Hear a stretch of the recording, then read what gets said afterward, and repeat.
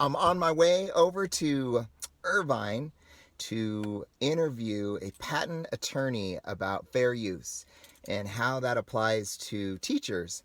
I really want to get to the bottom of what exactly does fair use cover for us, because we are walking a thin line, I feel like. So let's go check it out. I'm bringing my camera system today.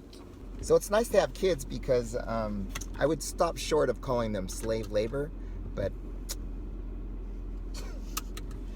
it always helps when you need an extra hand.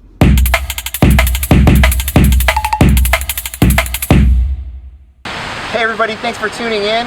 Darin Nakakihara here. This is Teacher Tech Tuesday, and I've got a very special guest for you today. This is Bara. Can you say that? I don't. Good luck. You're the only person I've ever known with that name before. It's a unique name. I've asked him to come on today to talk to you about fair use as it applies to a teacher, because we always hear like teachers have like there's special cases when it comes to teachers and fair use. So I wanted to get like a legitimate answer on what exactly is fair use. Okay, so fair use is basically an exception to copyright law. Okay. So copyright protects the tangible expression of creative work.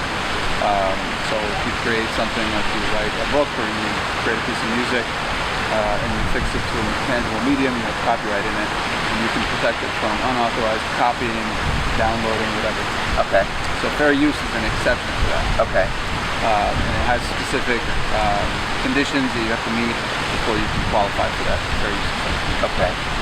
Do teachers have any leeway in that as far as like when they're using them for lessons or? Right, so it's a common misconception. People often say, I'm using it for education purposes, I'm a non-profit, I can do whatever I want. That is a common misconception. Okay. Just because you use it for an educational purpose does not automatically mean that you qualify for fair use exception. The fair use exception requires it's a four-factor test, and it's sort of a balancing test that courts go through that is hard to kind of pin down, even in specific scenarios. Really? So like if you covered like 3 out of 4, maybe you might be okay sometimes? Yeah, it's a balancing act that the courts do when they look at those factors. So number one, it's the purpose and character of the use. For example, if you're using it for educational purpose, that's where that factor would weigh in your favor. Okay. If you're making commentary on specific work, or you're doing a parody of a work, that would be a purpose that leans more towards the fair use exception. The second factor is the nature of the copyrighted work. So, for example, if you're looking at a creative fiction novel versus a non-fiction news article, those are given different considerations when you're looking at fair use. Okay. So like if we had an article, we couldn't make copies for our class, or we shouldn't make copies for our class? Right, unless there's one of the other factors that could weigh in. Oh, okay. So the article just by itself, you shouldn't be making copies of an article, but then if you're making commentary on it, if you're using only a smaller portion of it, which is the next factor. So let me just finish going through the factors. Okay. So purpose and character of the use, the nature of the copyrighted work, the extent of like how much of the copyrighted work are you using? Are you using something that's and this isn't just an amount test. This is sort of a qualitative test as well. So if you might be using a very, very small portion of it, but if that portion is the heart of the work, then you might still not qualify for a fair use exception. An example of that would be, I think there was one case where somebody published like a chapter of a book that was like the most important seminal chapter, and that's the part they took. Okay. And so if that's the case, then that factor would weigh against you. Okay. But in other cases, courts have found, specifically in the context of the classroom, if you use this, like, a very small portion of the book, let's say less than 10%. I don't want to use that as a hard and fast number, but just as an example, use a small portion of it. That factor would weigh in favor. You still have to look at the other factors and weigh them. Okay. So that's the third factor. And the fourth one is the effect that your use would have on the market for the copyrighted work. So an example of that would be if you take an unpublished manuscript for a book and you publish it and make copies of it and distribute it, even in the small context of the classroom, that would basically ruin the market for the unpublished. Oh, I see. Something like that. It doesn't have to completely destroy it, but if it has some effect, negative effect on the market, then that factor would weigh against you. Okay. What advice would you give for a teacher so that we can stay in compliance of this? Yeah. So I would say, just in general, you should operate with the starting presumption that everything is copyrighted and you need permission to do that. Everything is copyrighted, folks. So if it's a creative work that's been fixed to a tangible medium, then an original creative work that's been fixed to a tangible medium, then you probably need permission. Then you can work through the exceptions. There is actually an education exception, but it's not. Here we go. Let's hear this. It's actually for things that are presented in class. So you still can't just make copies of stuff and give it to stuff. Like, you can show movies, you can play music in class specifically for classroom setting, but you have to be a nonprofit education institution. It has to be face-to-face instruction, so not online courses or not videos that you could distribute to your class via links or email or whatever. Right. In that case, then you can present copyrighted material in the context of the classroom only, in face-to-face instruction. Okay. Still can't do distribution of articles unless it qualifies for fair use. That's the other exception. So fair use, you got to look at, okay, am I copying a small portion of the article? How much is it affecting the marketplace? Are we copying it for critique purposes, or just for this is my classroom material? Or whatever? So we could use it as like if we were learning about grammar and we had an article, could we use it at that point, you think?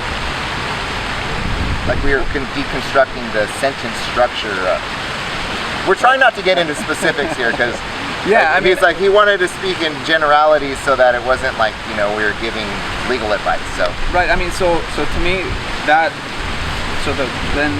the first factor, fair use, purpose and character of the use, that would be in my opinion a totally fair use application of it. You have to look at the other factors. You have to look at whether how much of the work you're taking, the effect on the marketplace, and the nature of the copyrighted work itself. Is it unpublished? Is it published? Is it a novel? Is it documentary? Whatever it is. Okay. There is one question that I am compelled to ask, and that's like when we have rainy day recess and we want to show a movie. Right. So I don't know about that specific scenario, but I would look at the exception that I mentioned before about showing copyrighted works in the classroom. Yeah. If it's for educational instruction and it's face-to-face instruction, then there's that exception. I don't know if just playing a movie in recess would qualify. You'd have to stand there during your recess time and do some instruction, I would think. I'm going to find this and link it below so you can see exactly what we're talking about here today. So that's wonderful.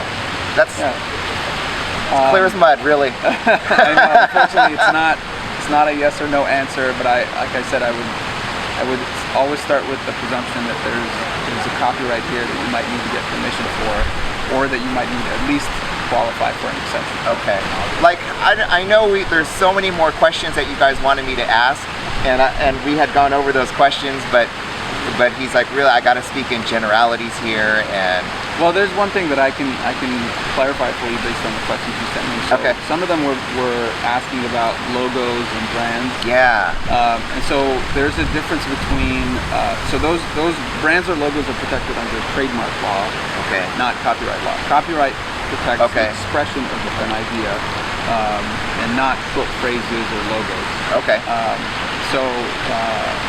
So the one scenario that I sent him was, can somebody take a picture of a basketball that shows the logo on it and because you're teaching about spheres.